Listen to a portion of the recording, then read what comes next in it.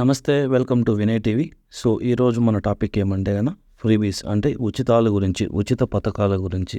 So ప్రస్తుతం మనం చూసినట్లయితే కనుక ప్రభుత్వం ఏర్పాటు కోసం ప్రతి పార్టీ ఉచితాలు బాగా అలవాటు చేసే విధంగా కనిపిస్తోంది జనాలకి. సో కర్ణాటకలో ఫ్రీ బస్ ఫర్ లేడీస్ అంట, సిలిండర్ 500 రూపాయలకి అనేసి, తెలంగాణలో కూడా సేమ్ ఫార్ములా వాడినారు. సో ప్రస్తుతం ఆంధ్రాలో కూడా ఆల్రెడీ కొన్ని ఉచితాలు ఎక్కువ ఇవ్వడం జరుగుతుంది. అంతేకాకుండా ఇప్పుడు టీడీపీ పార్టీ కూడా దానికి డబుల్ ఇస్తామా అంటున్నారు. సో దీన్ని బట్టి మీరు కూడా ఒకసారి ఆలోచించాలా. సో ఎవరికైతే నీడ్ ఉంటుందో వాళ్ళకి ఇవ్వడం బెస్టే, కానీ but it should be minimum ఉండాలా.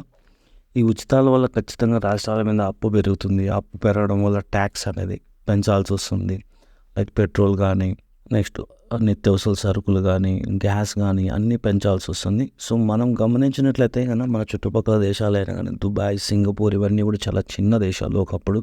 సో అవి ఇప్పుడు ఒకప్పుడు మన రూపాయి వచ్చి సింగపూర్కి 60 రూపాయలతో సమానం ఉండే.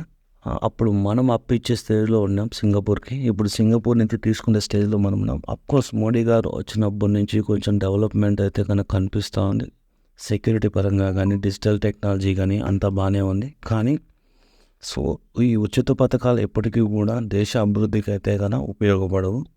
సో మీరు చూసినట్లయితే నేను రీసెంట్గా వెళ్ళిన సింగపూర్లో 55, 60 ఏళ్ళ వయసు వాళ్ళు కూడా క్యాబులు తోవడం, కష్టపడడం వాళ్ళు చూస్తున్నాం. ఇదంతా కూడా కొంచెం దేశానికి అంత మంచిది కాదు అనేసి నా ఒపీనియన్. సో ఫ్రీబీస్ ఇవ్వడం మంచిదా కాదా అనేసి మీరు కూడా కామెంట్ రూపంలో తెలియజేస్తారని కోరుకుంటున్నాను. ఎందుకంటే కనుక దేశం అభివృద్ధి చెందాలంటే ఉచితాలు ఇచ్చి దానివల్ల ఓట్లు మనం వేయించుకోవడం అంత మంచి ఉపయోగం అయితే కాదు. మేము ఇది ఇస్తాం, అది ఇస్తామని చెప్పి ఓట్లు వేయించుకొని జనాలు కూడా వాటికి అట్రాక్ట్ అవ్వకూడదని నేను భావిస్తాను.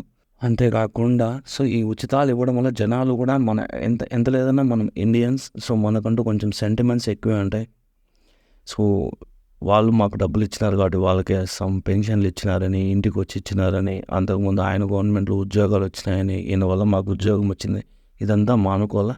ఏ ఉచిత పథకం మీకు వచ్చింది అంటే దానికి కారణం ఖచ్చితంగా దాని వెనకాల ట్యాక్స్ పే చేసే వాళ్ళు ఉంటారు. అంటే ప్రభుత్వానికి పన్ను కడతారు చూశాను. లైక్ 5 లక్షల కంటే ఎక్కువ వస్తే కానీ చిన్న చిన్న వ్యాపారస్తులు కడతా ఉంటారు, ఉద్యోగస్తులు కడతారు. వాళ్ళకు మీరు కృతజ్ఞత చూపించాలే తప్ప ఈ రాజకీయ నాయకులకు మీరు కృతజ్ఞత చూపించాల్సిన అవసరం అయితే ఉండదు. ఎందుకంటే వాళ్ళ జోబిల్లో నుంచి ఎవరు ₹1 కూడా ఇవ్వరు. ఈ ఉచితాలను కొంచెం తగ్గించుకుంటే మంచిది, లేదంటే కానీ ఎప్పటికైనా ప్రాబ్లమే. శ్రీలంకను మనం చూసినాం. సో ఇది ఏ పార్టీని, ఏ నాయకుని ఉద్దేశించి మేము చెప్పడం లేదు. ప్రస్తుతం అన్ని రాష్ట్రాల్లో ఇదే ఫాలో అవుతున్నారు. ఇది మంచిది కాదని మా ఒపీనియన్. మీ ఒపీనియన్ కామెంట్ రూపంలో తెలియజేస్తాను కోరుకుంటాను. Thank you for watching.